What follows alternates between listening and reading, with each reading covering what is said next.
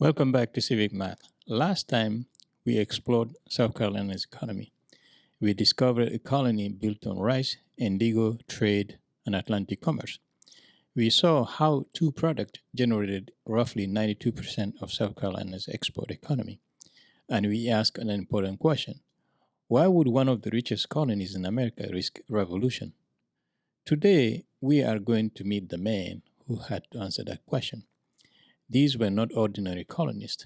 They were wealthy, they were influential, they were connected to the very economic system we discussed in our last episode, and yet they chose to support independence. The question is not whether they were brave, the question is how much they were willing to lose. Let's take a look. South Carolina's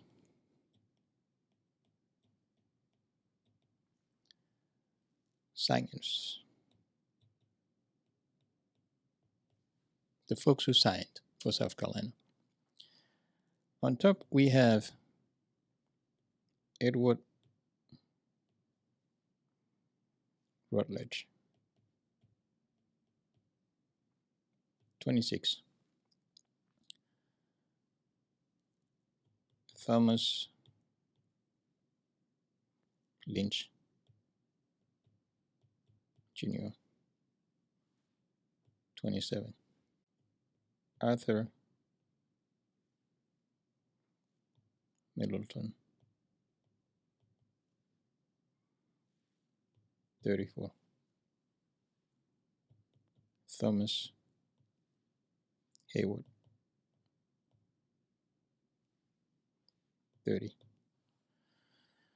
What's interesting about these folks? So the first is 26, the second is 27, third is 34, and the fourth is 30. If we average this,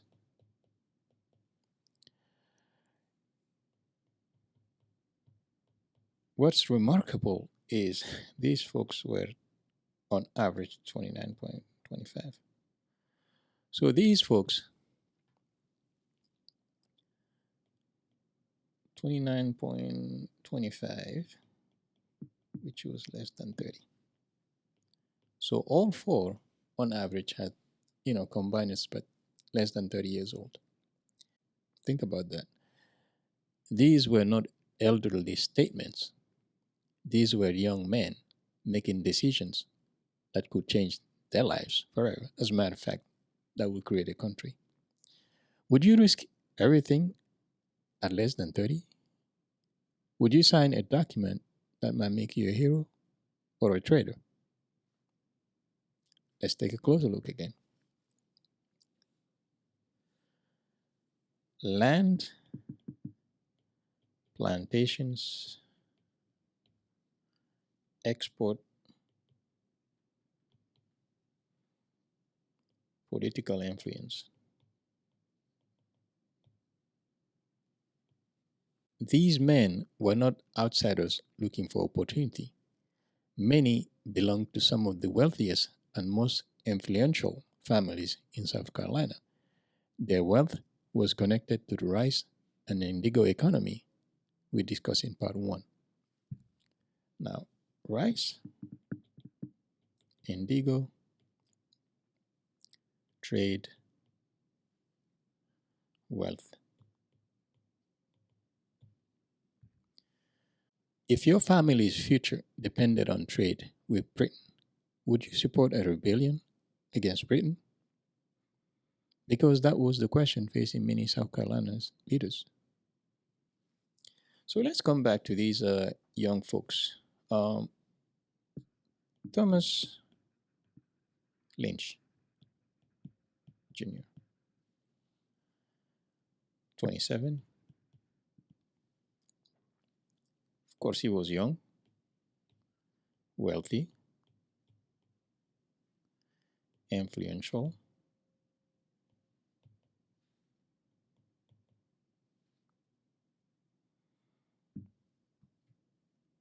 Again, it's either you supported or you were against the revolution. If Britain wins, of course, it's bad. If the colonies wins, well, that's what we have today. You did good. Which outcome looked more likely? Britain had the strongest navy in the world. It had a professional army. It had global resources. The outcome of the revolution was far from certain. Thomas Lynch Jr. supported independence anyway. He accepted uncertainty, he accepted risk, he accepted the possibility of failure. Next, let's examine Edward Rutledge. He was 26. He was the person who was the youngest to sign the Declaration of Independence. Then asked, what were you doing at age 26? At age 26, Edward Rutledge was, first, he was a lawyer, he was a political leader, he signed the Declaration of Independence.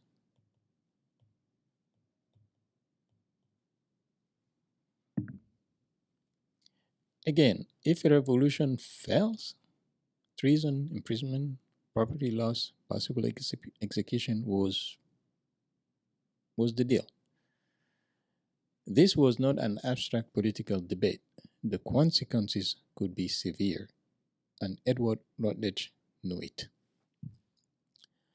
Next, let's examine Arthur Middleton.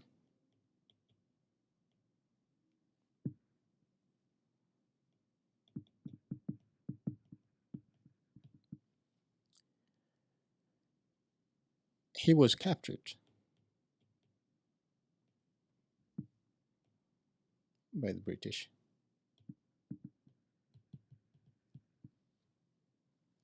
The same thing happened to Thomas Hayward. Thomas Hayward Jr. was also captured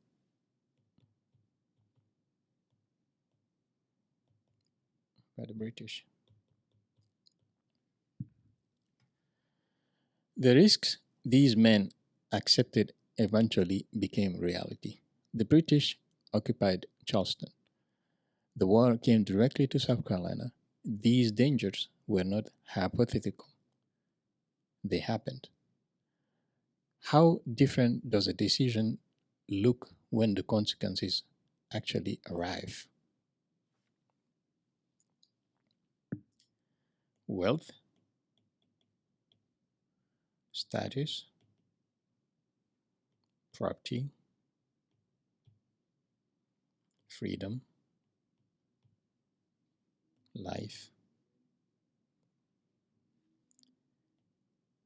All these points.